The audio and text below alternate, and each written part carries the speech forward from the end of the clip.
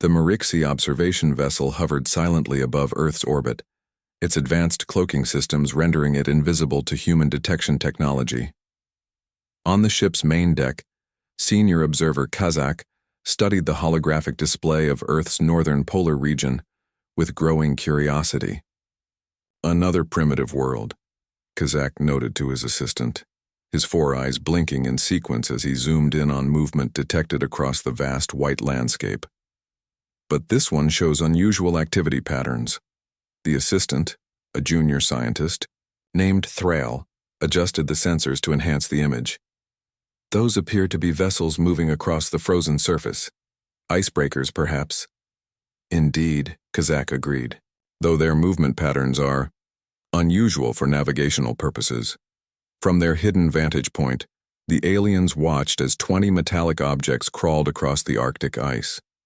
The objects moved with purpose, leaving strange geometric patterns in their wake. To the Marixi, who had mastered space travel thousands of years ago, these appeared to be primitive attempts at ice navigation. But they were wrong.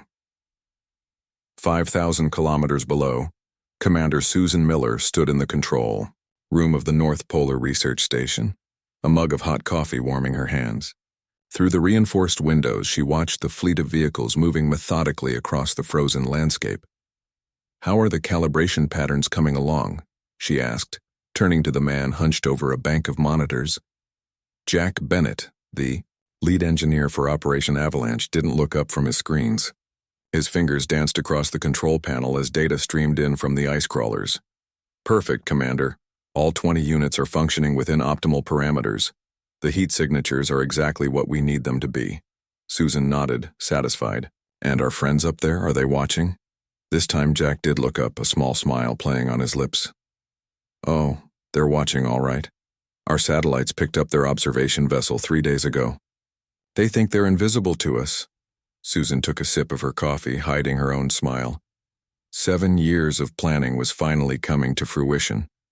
The world's governments had kept this operation secret from the public, but they had never intended to hide it from the watchers in the sky. In fact, getting their attention was part of the plan. "Let's give them something interesting to see," she said. Lisa Wright entered the control room, shaking snow from her parka. As the station's senior physicist, she had been outside checking the atmospheric sensors that ringed the facility. "The temperature's dropping faster than expected," she reported. "Might affect the thermal array calibration." Jack frowned. "By how much?" 3 degrees. "Nothing we can't compensate for, but we'll need to adjust the penetration calculations." Susan set down her mug. "Do it. We can't afford any mistakes, not when we're this close." Outside, the massive machines they called ice crawlers continued, their careful dance across the frozen surface. Each was the size of a small house, riding on specialized treads that distributed their enormous weight. Their reinforced metal hulls gleamed dully in the Arctic light, specially designed to create heat signatures that would be noticed by watching eyes. What appeared to be icebreakers to the observing aliens were actually something far more sophisticated. Each crawler contained advanced technology that had taken decades to develop. Technology reverse-engineered from fragments found buried in ancient sites around the world. Back on the Marixi vessel, Kazak was becoming increasingly puzzled by what he observed. "These patterns make no logical sense for ice navigation," he said, tracing the movements with a long, slender finger. "Look here and here. They move in precise geometric formations, stop at seemingly random points, then continue in new patterns." Thrall consulted the ship's database. "According to our previous scans, these humans have only achieved rudimentary spaceflight and have not yet developed interstellar travel capabilities. Their energy utilization remains primarily fossil-based.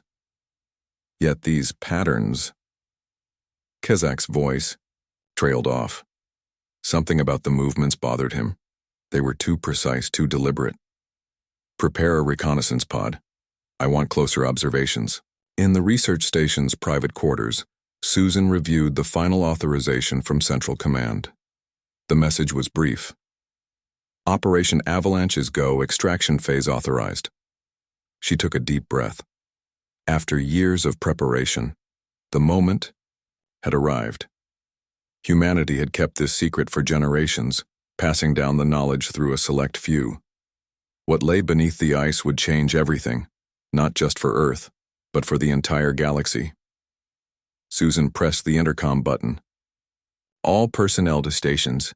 Prepare for Phase 2. Throughout the facility, lights shifted to a soft blue as team members hurried to their positions. In the vehicle bay, technicians made final checks on the backup ice crawlers. In the data center, analysts prepared to record every piece of information from the upcoming operation. Dr. Alan Porter, the station's chief science officer, joined Susan in the corridor. The seismic sensors are picking up slight vibrations, he reported, excitement evident in his voice despite his professional demeanor. Whatever's down there, it's starting to respond to our signals. Susan nodded.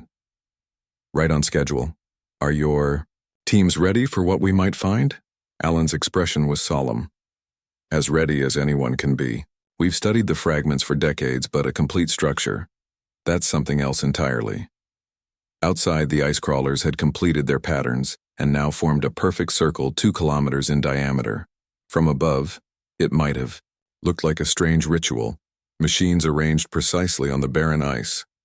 On the Marixi reconnaissance pod, now hovering just 3 kilometers above the Earth's surface, Thrall watched with growing alarm. Senior observer, I'm detecting energy buildups from each of those surface vessels. They appear to be activating some form of thermal technology. Kazak leaned forward, all 4 eyes narrowed. Magnify and analyze. The image zoomed in on one of the ice crawlers. A large panel had opened on its underside, revealing a complex array of instruments pointing downward. A soft blue glow emanated from the array, melting the ice below it in a controlled pattern. They're not icebreakers, Kazak whispered, a chill running through his body that had nothing to do with the frozen landscape below. They're activation devices. Back at the station, Susan and her team gathered in the main control room. On the central screen, a 3-dimensional map showed what their sensors had detected 3 kilometers beneath the ice. An enormous object, perfectly preserved, waiting to be awakened. Begin the extraction sequence, Susan ordered. Jack Bennett pressed a series of commands into his console. Outside, all 20 ice crawlers simultaneously activated their thermal arrays, sending precisely calibrated energy pulses deep into the ice. The pulses weren't designed just to melt the ice. They carried coded sequences, messages meant for ancient, systems that had lain dormant for thousands of years. As the Marixi watched in growing disbelief, the ice below the human machines began to glow with an eerie blue light that matched nothing in their scientific records. What are they doing? Thrall asked, voice barely a whisper. Kazak had no answer. For the first time in his long career as an observer of primitive species, he felt a flutter of fear. These humans were not what they appeared to be, and what lay beneath the ice was about to change everything. The ice began to crack. Not in jagged natural breaks, but in perfect circles radiating outward from where the ice crawlers focused their energy beams. Susan watched from the station's observation deck, her breath fogging the reinforced glass as the massive operation unfolded beneath the Arctic sky. Temperature reading at the focal point? She asked, not taking her eyes off the scene. Peter Collins, the environmental specialist, checked his monitors. -30 Celsius at the surface, but the subsurface readings are climbing rapidly. Whatever's down there is generating its own heat now. Susan nodded. This was exactly what they had expected, hoped for, but seeing it actually happen sent a shiver of excitement through her that countered the bitter cold outside. In the sky above, hidden from human detection systems but not from human knowledge, the Marixi reconnaissance pod hovered in stunned observation. Thrall frantically analyzed the energy readings emanating from beneath the ice. This is impossible, he muttered, recalibrating his instruments for the 3rd time. These readings suggest technology far beyond what these primitives should possess. Senior observer Kazak remained silent, his 4 eyes fixed on the holographic display. After 3 centuries of observing developing worlds, he had learned to recognize patterns. What he saw now fit no pattern in the Marixi database. Magnify that section, he finally ordered, pointing to where the ice glowed brightest. The image zoomed in, revealing a perfect geometric pattern emerging through the melting ice, a pattern that matched no known human design but bore striking similarities to ancient legends in Marixi history. "Send everything to the main vessel," Kazak ordered, his voice tight, "and prepare for immediate departure if necessary." Back at the research station, Alan Porter burst into the control room, his face flushed with excitement. "We're getting direct signals now," he announced. "It's communicating." The room fell silent as all eyes turned to the central display. Lines of symbols scrolled across the screen, not human language, but exactly what they had been waiting for. "Begin translation protocol," Susan ordered. Lisa Wright nodded and activated a program that was the result of decades of secret research. The strange symbols continued to flow, but now beside them appeared human words. Incomplete, fragmented, but becoming clearer with each passing minute. "Awakening. Protocols. Initiated," Lisa read aloud. "Systems. Reviving after dormancy. Period." Jack Bennett looked up from his station. "The ice crawlers are reporting vibrations. Whatever's down there, it's moving." Outside, the 20 machines maintained their positions despite the increasingly unstable ice. They were anchored with specialized drills that reached deep into the frozen surface, allowing them to stay in place even as the ground shifted beneath them. In the Marixi pod, alarms began to sound. "Massive energy surge detected," Thrall reported, his voice rising, "and seismic activity increasing exponentially." Kazak stared at the readings in disbelief. "These are identical to the theoretical signatures of—" He stopped himself before finishing the sentence. Such things were spoken of only in the oldest Marixi texts, tales of the precursors who had allegedly seeded advanced technology throughout the galaxy eons ago. "We need to report this immediately," he said instead. "Establish direct link to High Command." The communications officer worked frantically at her console. "Unable to establish link, Senior Observer. Something is interfering with our transmissions." Kazak's eyes narrowed. "The humans?" "No," the officer replied, confusion evident in her voice. "The interference is coming from below the ice." On the frozen surface, Susan received word from the security team that their satellites had detected the Marixi vessel attempting communications. "Right. On schedule," she murmured. She pressed her comlink. "Status report on Project Guardian?" A calm voice responded immediately. "Guardian satellites are functioning perfectly, Commander. Any unauthorized transmissions from Earth orbit are being selectively blocked." Susan allowed herself a small smile. Humanity had prepared for this moment for generations, ever since the first fragment had been discovered in Antarctica nearly a century ago. Piece by piece, they had recovered and reassembled the knowledge left behind, learning about both the precursors and those who might come looking for what had been hidden. The Marixi were not unexpected visitors. Back in the control room, the translation program was now functioning at full capacity. The alien communication had stabilized into clear messages that filled the main screen. "Verification protocols complete," Lisa read. "Guardian designation recognized. Awakening sequence continuing." Alan studied the incoming data with wonder. It's exactly as the fragment suggested. The precursors left these ships in hibernation, waiting for humanity to reach the right technological level. "Not just technological," Susan corrected him. "They needed to be sure we had the right mindset to handle what they left behind." The floor trembled beneath them as another, stronger vibration passed through the station.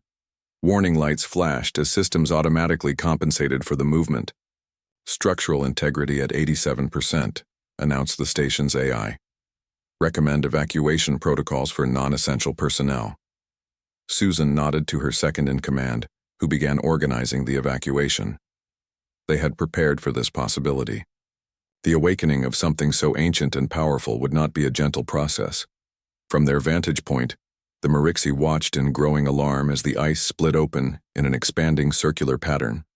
Water and steam erupted skyward as something massive began to rise from beneath the surface. "We need to retreat to a safe distance," the pod's pilot urged. Zach hesitated, torn between safety and the historic importance of what they were witnessing. 5 more minutes, he insisted.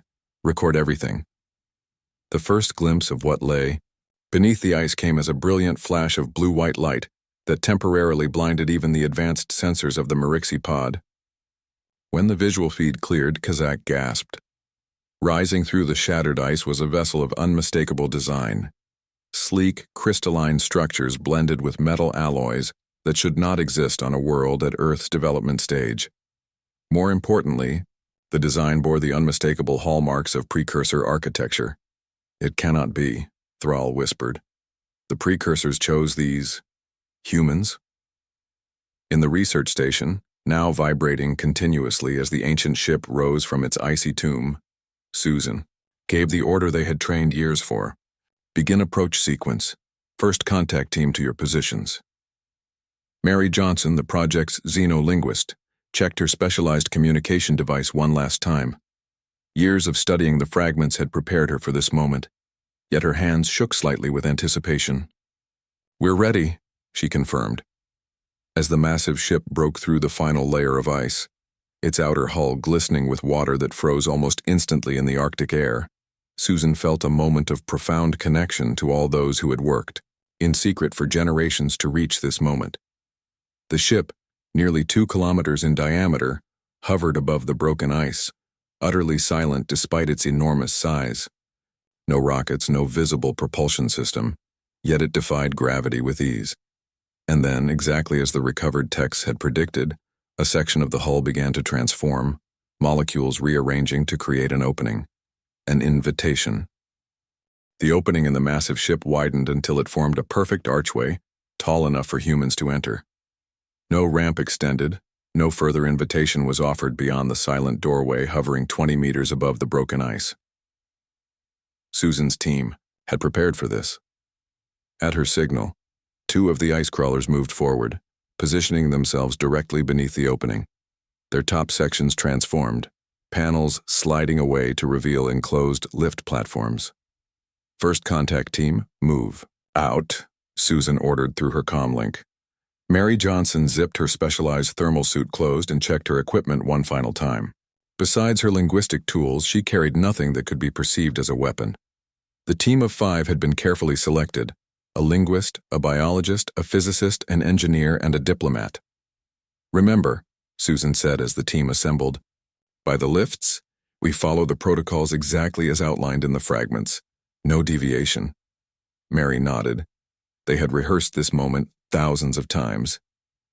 The recovered precursor artifacts had been precise about the expected conduct during first access to one of their vessels. The Marixi observation pod hovered at what its crew hoped was a safe distance, recording everything. Kazak stared at the unfolding scene with a mixture of disbelief and growing fear. "The humans are preparing to enter the vessel," he observed. Thrall checked and rechecked his instruments. "This is impossible. Precursor vessels were said to be gene-locked to their creators. No other species should be able to activate them, let alone be granted entry. Unless," Kazak said slowly, voicing the thought that had been forming in his mind, "these humans are somehow connected to the precursors." The implications were staggering. The Marixi, like many advanced species in the galaxy, had built their technological base on scattered remnants of precursor artifacts. But no one had ever found an intact vessel, let alone one that would accept them as authorized users. On the ice, the first contact team rode the lift platforms up toward the ship's opening. Mary led the way, her heart pounding despite years of preparation. The archway loomed above them, its edges shimmering with an iridescent light that seemed to shift colors as they approached. As the lifts reached the opening, Mary stepped forward. This was the crucial moment. According to the fragments, the ship would either accept them or reject them based on specific genetic markers the precursors had embedded in human DNA millennia ago. She took a deep breath and stepped across the threshold. For a moment, nothing happened. Then soft lights illuminated along the floor of a corridor that stretched into the ship. The air inside was surprisingly warm and smelled faintly of cinnamon. "Entry accepted," Mary spoke into her comlink, unable to keep the excitement from her voice. "The path is lit." Back at the research station, Susan watched the helmet camera feeds with the rest of the command team. The corridor that stretched before the first contact team was both alien and somehow familiar, geometric patterns that resonated with human aesthetics despite their extraterrestrial origin. Proceeding to the central chamber as outlined in the protocols, Mary reported. The team moved forward cautiously. The corridor walls appeared to be made of a crystalline material that subtly changed color as they passed, responding to their presence. There were no sharp edges anywhere. Everything curved in flowing lines that felt organic despite the obvious technological sophistication. In the control room, Jack Bennett monitored the team's vital signs. Everyone's heart rates are elevated, but within expected parameters, he reported. No signs of distress. Lisa Wright studied the environmental readings being transmitted back. The atmosphere inside is a perfect match for Earth's, but with slightly higher oxygen content. Temperature is a constant 22 Celsius. They were expecting us, Susan said softly. Or someone like us. After walking for approximately 300 meters, the corridor opened into a vast circular chamber. The ceiling arched at least 30 meters above them, and the walls were lined with what appeared to be control stations. "We've reached the central chamber," Mary reported, her voice hushed with awe. In the center of the room stood a raised dais with a single pedestal. On top of the pedestal was a glowing blue sphere about the size of a basketball. Mary approached it slowly, following the exact procedure outlined in the recovered fragments. She stopped precisely 2 meters from the pedestal and extended her right hand, palm upward. "Initiating first communication," she said. For several long seconds, nothing happened. Then the sphere pulsed, and a beam of light shot out, scanning Mary from head to toe. The light spread, scanning each member of the team in turn. "Genetic verification complete," a voice said in perfect English. "Precursor designation, inheritors confirmed." Mary felt a rush of vindication. The fragments had been correct. Humans had been designated as inheritors by the precursors. The blue sphere expanded, forming a holographic display that filled the central chamber. Star systems appeared, rotating slowly, with certain points highlighted in pulsing red light. "Display shows precursor network," Mary narrated for those watching back at the station. Consistent with the star maps recovered from Fragment 7, the Marixi observation pod was now joined by 2 larger vessels that had descended from the main ship, in orbit. Kazakh had reported their findings, and High Command had immediately dispatched additional resources. "Scan for weapon signatures," ordered the commander of the newly arrived security vessel. "None detected," reported the technician. "But the energy output from that ship is off our charts, whatever powers it is beyond our current understanding." Zach watched the growing alarm among his people with concern. The Marixi prided themselves on being one of the most advanced civilizations in the known galaxy. The discovery that humans, a species they had classified as primitive, had access to precursor technology threatened the foundation of their galactic standing. "We need to establish contact," he suggested. "Learn what they know." "Negative," responded the security commander. "High Command has ordered no contact until we understand what we're dealing with. For now, we observe only." Inside the ship, the first contact team had been joined by Susan and several key scientists from the research station. The holographic display had expanded to show not just star systems, but what appeared to be other precursor vessels scattered throughout the galaxy. "There are hundreds of them," Alan Porter said in amazement as he studied the map. "And look at this," Lisa added, pointing to a pulsing dot near the edge of the display. "That's our solar system. There are more ships here, in our own backyard." Susan nodded. 11 more, according to the fragments, all waiting to be awakened. The holographic interface shifted again, this time displaying symbols that the translation program interpreted in real time. Mary read the message aloud as it appeared. "Inheritor protocol initiated. Network activation commencing. Estimated time to full awakening, 6 Earth hours." Susan turned to her communications officer. "Send word to all other sites. The network is activating. All teams should prepare for simultaneous awakening." Around the globe, 11 other research teams received the message and began their final preparations. What had started in the Arctic would soon spread worldwide as humanity claimed its inheritance. In orbit, the Marixi sensors detected new energy signatures emerging from locations around the planet. Multiple activations detected, Thrall reported, his voice rising with urgency. Similar energy signatures in Antarctica, Siberia, Greenland, under the Pacific Ocean, the Sahara Desert. Kazak stared at the data in horror. This wasn't just one precursor vessel. The humans were awakening an entire network. The galaxy was about to change forever. News of the awakening spread through secure channels to government leaders around the world. In underground bunkers and hidden facilities, men and women who had kept humanity's greatest secret for generations watched as their lifetime of work came to fruition. Inside the precursor vessel, Susan and her team continued to explore as systems activated around them. Doorways opened to reveal new chambers, each filled with technology beyond human understanding but somehow designed for human use.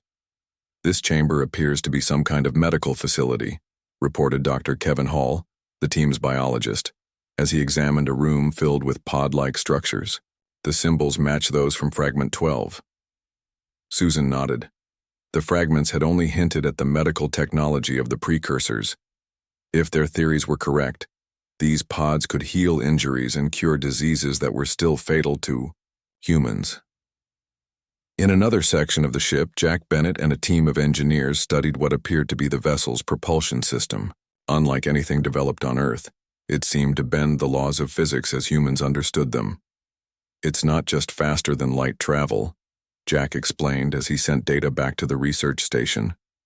According to these readings, this ship can actually fold spacetime, creating shortcuts between distant points. Above the broken ice, the precursor ship continued to hover silently, its full exterior now visible. It resembled a massive crystalline disk with organic-looking protrusions that pulsed with blue-white energy. Despite its enormous size, it made no sound and showed no visible exhaust or propulsion effects. The Marixi fleet in orbit had grown to 7 vessels as High Command scrambled to respond to the unprecedented situation. An emergency council had been convened, and Kazak found himself explaining the situation to the highest authorities of his civilization. The humans appeared to have been designated as inheritors of precursor technology, he reported, standing before the holographic projections of the Marixi Council.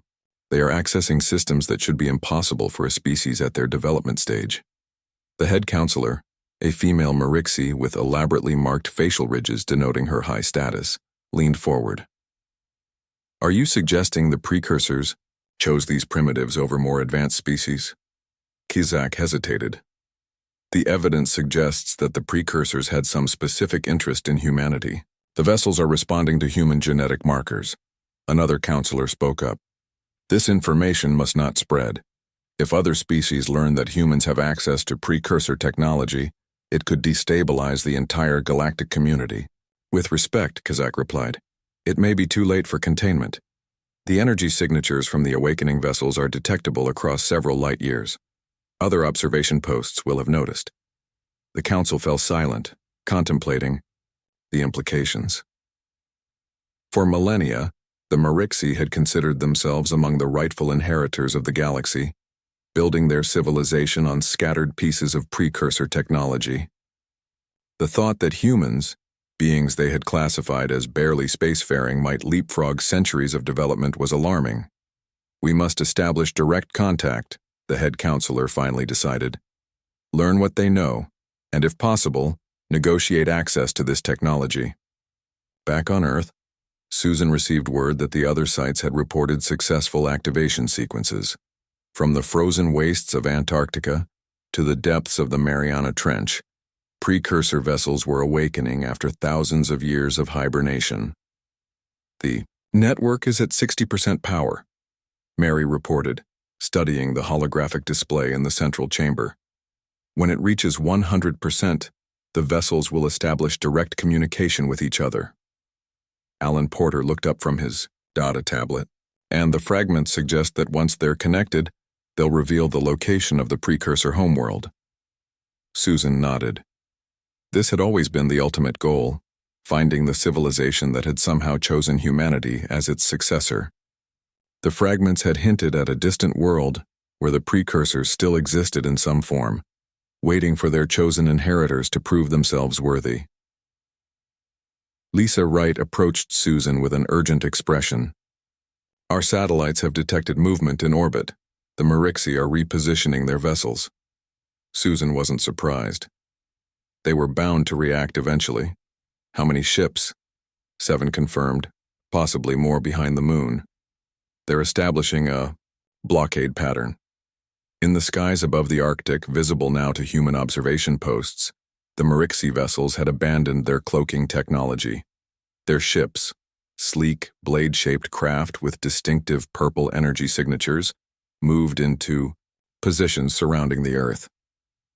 On the main Marixi vessel, the commander received his orders from High Command. "Establish communication with the humans," the order read. "Demand information sharing regarding precursor technology.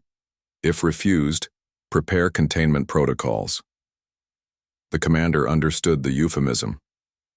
Containment meant preventing the technology from spreading beyond Earth. By any means necessary, prepare the communication array, he ordered. Target their primary governmental centers. His second-in-command hesitated. "Sir, our sensors indicate the precursor network is still activating. Current power levels suggest capabilities we cannot predict." "All the more reason to act quickly," the commander replied, "before they realize their full potential." Inside the precursor vessel, alarms suddenly activated. The holographic display in the central chamber shifted, showing the positions of the Marixi ships in orbit. "External vessels detected," announced the ship's interface in its perfect English. "Defensive protocols initiated." Susan exchanged concerned glances with her team. The fragments had mentioned defensive capabilities, but had been vague about their nature. "Can we communicate with them?" she asked the interface. "Establish peaceful contact?" The holographic display shifted again. "Communication channels open. Warning message prepared based on inheritor protocols." Before Susan could respond, the interface continued. "Additional precursor vessels detecting threat posture. Coordinated. Response initiating." Around the planet, all 12 awakened precursor ships simultaneously emitted pulses of energy that shot skyward. The pulses were invisible to human eyes but registered clearly on both human and Marixi instruments. In orbit, the Marixi commander stared in shock as his sensors overloaded with data. "What are they doing?" he demanded. His science officer looked up from her console, fear evident in her eyes. "They're scanning us, every ship, every system. The energy pulses are mapping our entire fleet. Shields to maximum. Prepare defensive." He never finished the sentence. Throughout the Marixi fleet, ships suddenly lost power. Propulsion systems, weapons, even life support, all shut down simultaneously as the precursor scan identified and neutralized their technology. On Earth, Susan watched the holographic display as it showed the Marixi ships going dark, one by one. "What's happening to them?" she asked. The interface responded calmly. "Temporary neutralization of potential threat. No permanent damage to vessels or occupants. Standard precursor first contact protocol with potentially hostile forces." Mary looked at Susan with wide eyes. "The precursors built in first contact protocols for us." Susan nodded slowly, the full implications becoming clear. "They didn't just leave us their technology, they left us their protection." In the powerless Marixi vessels, emergency systems provided minimal lighting as the crews struggled to understand what had happened. Kazak floated in the zero gravity of his disabled ship, watching Earth through a viewport. The primitive world he had observed for decades now held the most advanced technology in the known galaxy. And somehow, they had been chosen for this role, long before the Marixi had achieved their first spaceflight. The galaxy's balance of power had shifted in a single day. 6 hours after the first precursor ship emerged from beneath the Arctic ice, the full network achieved 100% activation. Around the globe, 12 massive vessels hovered silently above their former resting places, connected through an invisible web of energy that human instruments could barely detect. In the central chamber of the Arctic vessel, Susan and her team watched as the holographic display expanded to fill the entire room. Star systems appeared all around them, creating the illusion that they floated in space. "The network is fully operational," Mary announced, reading the symbols that appeared before her. "All Earth vessels are synchronized." A new symbol appeared at the center of the display, a brilliant blue star surrounded by 7 planets. As they watched, the third planet began to pulse with light. "The precursor homeworld," Alan whispered, in awe. Just as the fragments predicted. "Distance from Earth, 8,426 light-years," Mary read. "Current status, awaiting inheritor arrival." Susan felt a rush of emotion. Generations of scientists had worked in secret toward this moment, preserving and interpreting the fragments, preparing humanity for its cosmic inheritance. Now they had the means to cross the vast distance between stars in ways they had only dreamed of. In orbit above Earth, the Marixi ships remained powerless. Inside the main vessel, emergency systems provided enough life support to keep the crew alive, but little more. The commander floated in the dimly lit bridge, his pride shattered along with his mission. "How long until systems recover?" he asked, his chief engineer. "Unknown, sir. Our diagnostics are also disabled. Whatever shut us down is beyond our technology to counter." Kazak, who had been brought to the main vessel before the shutdown, studied the Earth through a viewport. "We have seriously underestimated these humans," he said quietly. "Or rather, we underestimated those who chose them." The commander shot him a bitter look. "The Council will want answers. How did we miss the signs that humans were connected to the precursors?" "Perhaps we saw only what we expected to see," Kazak replied. "We classified Earth as a developing world of limited significance. We never looked deeper." A junior officer suddenly called out from her post. "Commander, we're receiving a transmission." From the surface. The main screen flickered to life, powered by an external source since their own systems remained offline. On the screen appeared Susan Miller, standing in what was clearly the control room of the precursor vessel. "This is Commander Susan Miller of Earth," she said, her voice calm and authoritative. "We understand your ships are currently experiencing technical difficulties." The Marixi commander straightened himself as best he could in the zero gravity. "This is Fleet Commander Xanthar of the Marixi Observation Corps. What have you done to our vessels?" Susan's expression remained neutral. "We've done nothing. The precursor defense systems activated automatically when they detected your ship's positioning for possible hostile action. The effect is temporary." "You've revealed the existence of precursor technology," Xanthar accused. "The galactic community will see this as a threat to the established order." Susan nodded. "We understand this revelation will cause concern. That's why we're contacting you now, while your ships are in a position to listen." The holographic star map appeared beside her, showing the 12 activated vessels on Earth. "What you've seen today is only the beginning," she continued. "The precursors left their technology across the galaxy, programmed to recognize human, genetic markers. We've spent generations preparing for this moment." On the Marixi ship, the crew exchanged nervous glances. The implications were clear. There could be precursor vessels on worlds throughout Marixi territory, waiting for human contact to awaken them. "What do you want?" Xanthar asked, his voice betraying his unease. "Peaceful coexistence," Susan replied, simply. "The precursors didn't choose us to dominate other species. According to the fragments, they chose us because of specific traits they valued: curiosity, adaptability, and a capacity for cooperation." She gestured, and the display changed to show sections of text. "These are translations from the precursor, records contained in this vessel.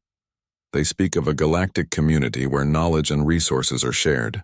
The precursors believed humanity had the potential to help create that reality." Kazak moved forward, his scientific curiosity overcoming his caution. "You have access to precursor historical records?" "We have access to everything they left for us," Susan confirmed, "including their understanding of how life developed throughout the galaxy. According to their records, the Marixi were also of interest to them." They left technology for you to find as well, though different from what they left for us. This revelation caused murmurs among the Marixi crew. For centuries they had discovered and reverse-engineered artifacts that had advanced their civilization by leaps. They had always assumed these were random remnants, not deliberately placed guides for development. There are many species with pieces of the puzzle, Susan continued. The precursors believed that only by combining our different perspectives could the full potential of their legacy be realized. The holographic display shifted again, showing a three-dimensional model of a massive structure orbiting a distant star. This is their final gift, Susan explained. A hub at the center of the galaxy where all species can share what they've learned. We now have the coordinates and the means to reach it. Xanthar studied the image with a mixture of suspicion and wonder. Why should we trust you with such power? Your species is young, untested. You shouldn't trust us, Susan agreed. Not yet. We need to earn that trust, just as you need to earn ours. The precursors believed this process, learning to trust across species boundaries, was as important as the technology itself. She gestured and the display showed all 12 Earth vessels simultaneously rising higher into the atmosphere. Your ship's systems will reactivate once we've departed, she explained. We're sending a delegation to the precursor homeworld. Others will begin activating the remaining vessels scattered throughout the galaxy. Kazak moved closer to the screen. The fragments you mentioned, how long have humans known about the precursors? Susan smiled slightly. The first fragment was discovered in 1938. For nearly a century, we've been piecing together the message they left for us, preparing in secret because we didn't know how the galactic community would react. In the silence that followed, the Marixi began to reassess everything they thought they knew about humans. This was not a primitive species that had stumbled upon advanced technology. This was a civilization that had patiently, methodically prepared for its role on the galactic stage. Outside the viewport, the 12 precursor vessels now hovered at the edge of Earth's atmosphere, their crystalline structures catching the sunlight, like massive jewels. We hope to meet again under better circumstances, Susan said, perhaps at the galactic hub, where we can learn from each other as the precursors intended. With those words, the transmission ended. Moments later, all 12 vessels simultaneously vanished in flashes of blue-white light, leaving no trace of their passage. Throughout the Marixi fleet, systems suddenly hummed back to life. Gravity returned, lights brightened, and propulsion became available. But the universe they returned to was fundamentally changed. The species they had dismissed as primitive now held the keys to technology beyond even Marixi understanding. And, somewhere among the stars, humanity was taking its first steps into a role designed for them ages before the first human civilization arose. The Marixi had come to observe what they thought were simple icebreaker ships. They departed as witnesses to the birth of a new galactic power,